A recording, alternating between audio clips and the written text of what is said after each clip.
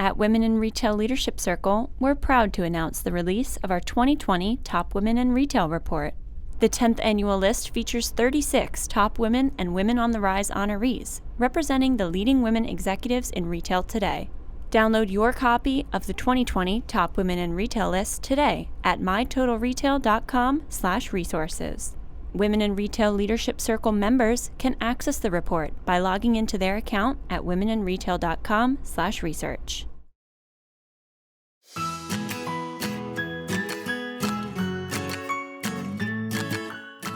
Hi, and welcome to Women in Retail Talks. I'm Ashley Taradio, Senior Content Strategist at the Women in Retail Leadership Circle.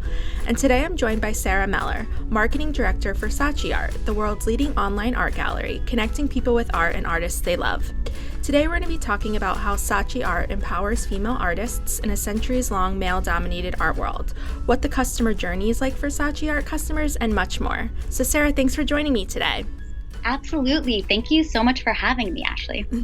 So I gave a brief introduction, but could you explain a little bit more about Saatchi Art and its business model? Sure. So Saatchi Art was founded back in 2010, and our mission is really to redefine the experience of buying and selling art, a category that was especially ripe for disruption in that it's traditionally catered to a relatively small group of global buyers in a tightly networked exclusive market. Today, Saatchi Art has three primary business units: our e-commerce platform, saatchiart.com, a hospitality business, and also a leading global art fair for independent artists called the Other Art Fair. I'm focused primarily on our e-commerce business. Saatchi Art is a dual-sided marketplace. On the demand side, we provide art lovers with an expertly curated selection of artwork, as well as free art advisory services. And on the supply side, we give artists a convenient and welcoming environment in which to exhibit and sell their work to the global community. And just to give you a sense of our breadth, we have over 1 million original artworks on view, and we represent over 100,000 emerging artists from more than 110 countries. And what really differentiates us as a brand beyond this global footprint is that we're led by a team of expert curators who are reviewing all of the new artworks uploaded every day and curating collections based on styles, mediums, themes, and budgets. This team also provides free art advisory services for those collectors who would appreciate, more guidance and high-touch service. And we're the only online gallery to do so free of charge. Our pricing structure is very simple. We take a 35% commission on sales of original artworks, which is well below the customary 50% most brick and mortar galleries take. And on the consumer end, we pride ourselves on pricing transparency and customer service. Whereas in the traditional gallery experience, prices are rarely displayed next to works of art, we clearly list prices and explain our shipping and handling processes and return policies. Wow, that's so interesting, and that's really great that you guys are so transparent. Yeah, it's really important to us, and I think we're always thinking about ways to connect artists directly with buyers, and I think our fair, the Other Art Fair, is a really kind of great testament to that. In that, at these fairs, attendees can speak directly to artists, learn their stories and their processes, and build that connection that we believe is so elemental to an art purchase. Wow. So an online art gallery is a really interesting concept and ultimately redefines the experience of buying art. What's the customer journey like for a Saatchi Art customer? Saatchi Art is a unique e-commerce business. One of our biggest challenges, but also opportunities, I think, is a lack of awareness. And I don't just mean that of our kind of brand specifically, but this idea of buying art online more generally. When we've done consumer research and asked people, where would you buy art online? The answer actually isn't a competitor in the space. It's often, I don't know. So you take a relatively new consumer behavior buying art online, and then you add in the fact that we're a high ticket purchase, you will not be surprised to hear that our customer journey is a relatively long one. What we build around and have come to expect is that on average, it takes about 30 days for someone to complete the full journey. We're not a one and done business. We really have to have that conversation with each of our customers across various touch points. So, because of this, we have to be very savvy in our marketing strategy, from building awareness and creating value at the top of the funnel to nurturing those leads through the consideration phase and then helping them to feel confident about a high ticket online purchase when they're ready to make it. So another question I had was, what role, if any, does social media play in Saatchi Art's marketing efforts? Instagram has obviously done a lot to make itself a more e-com friendly platform, but the truth of the matter is it's rare for someone to click on $1,000 original artwork in our feed and make a purchase right away. Yeah. It does happen. I wish it happened more. My job would be a lot easier, but we have to be realistic about what social can and can't do to support and grow our business. So let me start with our owned channels. Our customer research has affirmed time and time again that original art is an emotionally driven purchase. Of course, our customer personas have secondary points of justification. Do I have the wall space for it? Does it match my couch? Is it in my budget? But really, first and foremost, they are looking to fall in love with a piece of art. And our owned social channels present an invaluable opportunity to humanize the art buying process, to share stories behind the works, to give people insight into the artist's process.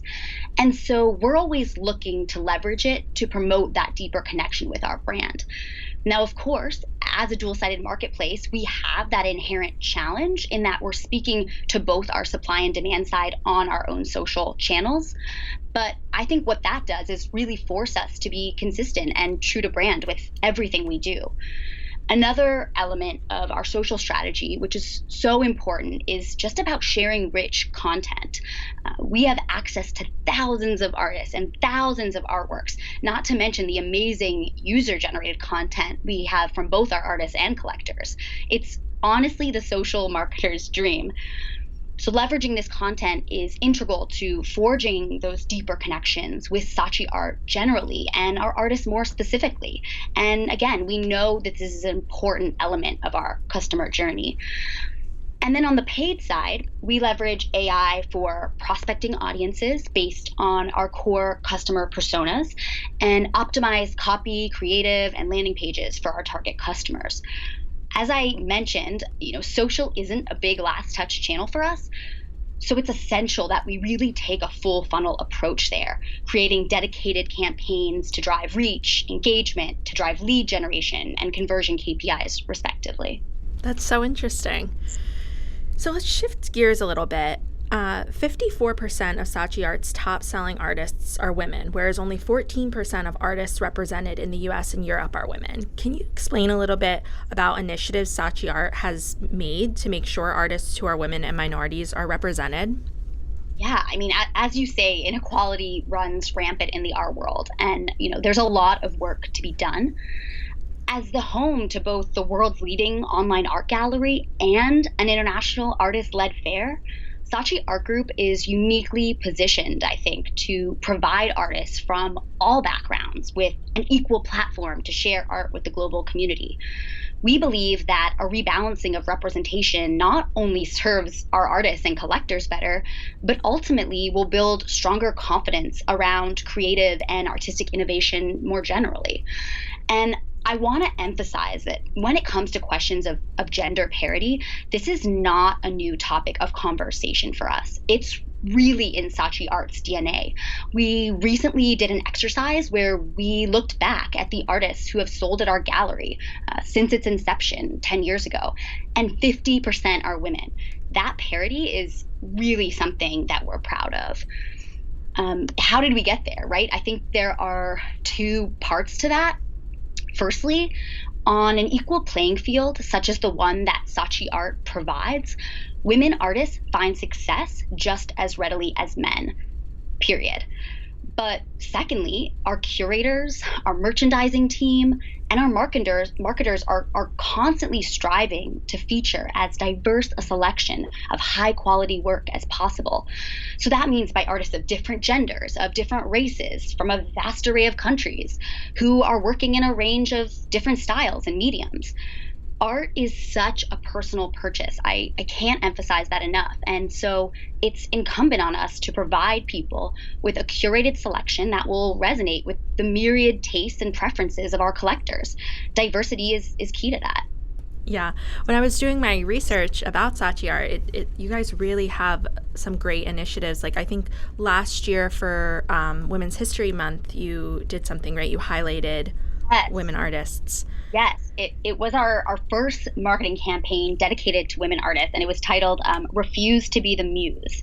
And it was inspired by the idea that, women are too often relegated to that position of muse, right? The Yeah. subject matter of the great male artist, rather than celebrated as talented artists in their own right. And we're so proud it generated, significant reach through our team's PR and marketing efforts. And best of all, it sold really well. So I think, that affirmed our belief that women artists are making art that deserves to be collected despite what the metrics in the traditional art world suggest. Yeah, that's amazing. So, what can supporters of the arts do in order to assist female artists in becoming more visible? I think it's purchasing work by women artists. And in fact, in March, we'll be debuting a dedicated omni-channel campaign on the occasion of the centennial of the women's suffrage in the U.S. Like the vote, we see art as a really powerful means of expressing one's voice and vision. And so we titled the campaign 100 Voices, 100 Artists. And as part of it, we'll be celebrating 100 of our most talented women artists. So be on the lookout for that. That kind of leads me to my last question. What are the future plans for Saatchi Art? So the things we're thinking about in 2020 will likely come as no surprise because I think they're questions that everyone in retail is asking themselves and focused on right now. Firstly, we're focused on continuing to build brand awareness, whether that's through brand partnerships, PR, leveraging our art fair, and of course, smarter paid campaigns. Secondly, we are hyper focused on mobile, which of course is a big challenge with a high consideration, high AOV purchase. How do we reach prospects? How do we engage them? How do we get them to convert in this new, increasingly mobile world? Third, we're focused on international growth. On the marketing side of things, that means better leveraging international moments and using localized messaging where we can. But I think it's also about placing a greater emphasis on our international reach as a brand. As I mentioned, Saatchi Art has artists in over 100 countries and collectors in just as many. So the question becomes, how can we better lean into that as part of our brand storytelling?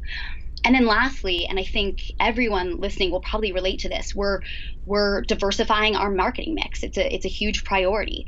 We've really honed traditional marketing, direct mail, but I think the question is, how can we approach digital in a novel way? Of course, acquisition costs are going up. Everyone is very reliant on Facebook. How can we get beyond these channels? So, we embrace a test and learn approach at Saatchi Art and are looking to experiment with novel channels. We've experimented a bit with native, SMS. We've seen some really promising preliminary results with that. And, we haven't tried podcasts like this one, but we are definitely interested in getting into that space as well. Well, Sarah, I'm glad you came on the podcast, and thank you so much for joining me on this episode of Women in Retail Talks. Thank you so much for having me. Thanks for listening. For more information on this podcast, please check out our podcast channel page at wirlc.com/podcasts for show notes. Women in Retail Talks is available on Apple Podcasts, Google Play, Stitcher, and Spotify. Make sure to subscribe on our podcast channel page as well. If you've enjoyed this episode, please take a few moments to rate and review this podcast. Thanks, and until next time, this has been Women in Retail Talks. At Women in Retail Leadership Circle, we're proud to announce the release of our 2020 Top Women in Retail Report. The 10th annual list features 26 top women honorees representing the leading women executives in retail, as well as 10 Women on the Rise honorees, who are all-star executives primed to become tomorrow's industry leaders. The list features exclusive interviews with all honorees, offering an introspective look at some of the brightest minds in the retail industry. Download your copy of the 2020 Top Women in Retail list today at mytotalretail.com/resources. Women in Retail Leadership Circle members can access the report by logging into their account at womeninretail.com/research.